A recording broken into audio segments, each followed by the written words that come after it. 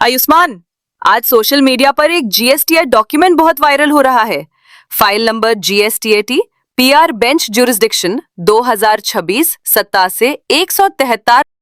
लोग बोल रहे हैं जी स्टैट के रूल्स बदल गए, सच क्या है? This video is for educational purposes only. Every GST matter depends upon its own facts and circumstances.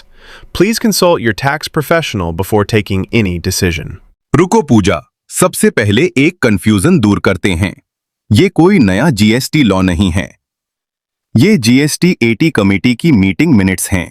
मतलब टैक्स प्रोफेशनल्स और ट्रेड बॉडीज ने प्रैक्टिकल प्रॉब्लम्स बताई और कमेटी ने उनके सॉल्यूशंस पर डिस्कशन किया। આયુષ્માન ભાઈ, મને એક વાત સમજાવો, આ મીટિંગ મિનિટ્સથી મારા જેવા બિઝનેસમેનને શું ફાયદો? सिंपल है जयेश भाई, अगर जीएसटी अपील फाइल करते वक्त प्रैक्टिकल डिफिकल्टीज आती हैं, तो कमेटी उन प्रोसीजर्स को इजी बनाना चाहती है। पहला issue certified copy. Suppose Jayesh भाई को जीएसटी ऑर्डर मिला। ऑर्डर जीएसटी पोर्टल पर भी अवेलेबल है, लेकिन अलग सर्टिफिकेशन, अटेस्टेशन और पेपर वर्क में काफी टाइम लग जाता है। कमिटी ने कहा પ્રોસીજર પ્રેક્ટિકલ હોના चाहिए। આયુષ્માનભાઈ, મને એક વાત પૂછવી છે। હું અપીલ ફાઇલ કરી, પેન રજિસ્ટ્રી તરફથી જવાબ આવ્યો, page number missing, index missing. અરે, આવી નાની નાની વાટ પેન મારા કેસને અટકાવી શકે છે? બિલકુલ જયેશભાઈ, આવું ઘણી વાર થતું હોય છે। कई बार टैक्स पेयर नो केस बहुत स्ट्रांग होता है, लेकिन छोटी टेक्निकल मिस्टेक्स जैसे पेज नंबरिंग, इंडेक्स या डॉक्यूमेंट अरेंजमेंट, इनकी वजह से अननेसेसरी डिले हो जाता है।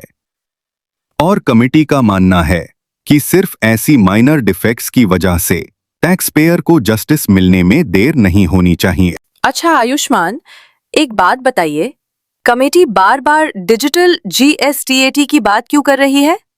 क्योंकि पूजा, डिजिटल सिस्टम से सबका काम इजी हो जाएगा, पेपर वर्क कम होगा, ऑनलाइन फाइलिंग सिंपल होगी, डॉक्यूमेंट्स को संभालना आसान होगा और सबसे बड़ी बात, केसेस को प्रोसेस करने में कम टाइम लगेगा। मतलब टैक्स पेयर और डिपार्टमेंट दोनों का टाइम और एफर्ट बचेगा। આયુષ્માનભાઈ, સપોઝ મારા ઉપર 50 લાખ રૂપિયાનો જીએસટી ડિમાન્ડ આવ્યો, હવે મારે અપીલ કરવી છે, તો મને શું ફાયદો થશે? सिंपल है जयेश भाई, पहले प्रोसेस काफी कॉम्प्लिकेटेड हो सकता था। बहुत सारे documents, technical objections, registry issues और अननेसेसरी डिलेज। कमेटी चाहती है कि अपील फाइल करना इजी हो और टैक्स पेयर का केस पेपर वर्क से नहीं बल्कि उसके एक्चुअल मेरिट्स पर डिसाइड हो। तो क्या इस डॉक्यूमेंट से जीएसटी लॉ बदल गया? नहीं पूजा, ये बहुत इंपॉर्टेंट पॉइंट है, ध्यान से समझिए। ये डॉक्यूमेंट जीएसटी रेट्स नहीं बदलता, कोई नया टैक्स नहीं लगाता, सीजीएसटी एक्ट में अमेंडमेंट नहीं करता और किसी स्टेट की जीएसटी 80 बेंच भी चेंज नहीं करता। ये सिर्फ जीएसटी 80 के प्रोसीजर्स को ज्यादा प्रैक्टिकल, ज्यादा डिजिटल और टैक्स पेयर फ्रेंडली बनाने की रिकमेंडेशंस देता है। બરાબર, એટલે આજે હું એક ઇમ્પોર્ટન્ટ વાત સમજો। આ ડોક્યુમેન્ટ ટેક્સ પેયરને પરેશાન કરવા માટે નથી, પણ એમનું કામ ઇઝી બનાવવા માટે છે। बिल्कुल जयेश भाई, इस डॉक्यूमेंट का सिंपल मैसेज है, टैक्स पेयर को बिना वजह पेपर वर्क में उलझना नहीं चाहिए। उसके केस का फैसला उसके एक्चुअल फैक्ट्स और मेरिट्स के बेसिस पर होना चाहिए, और वही एक फेयर जस्टिस सिस्टम की पहचान है।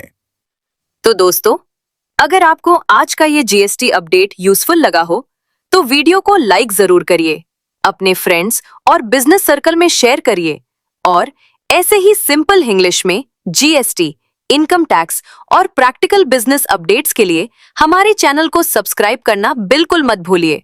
मिलते हैं अगली यूजफुल अपडेट के साथ। धन्यवाद।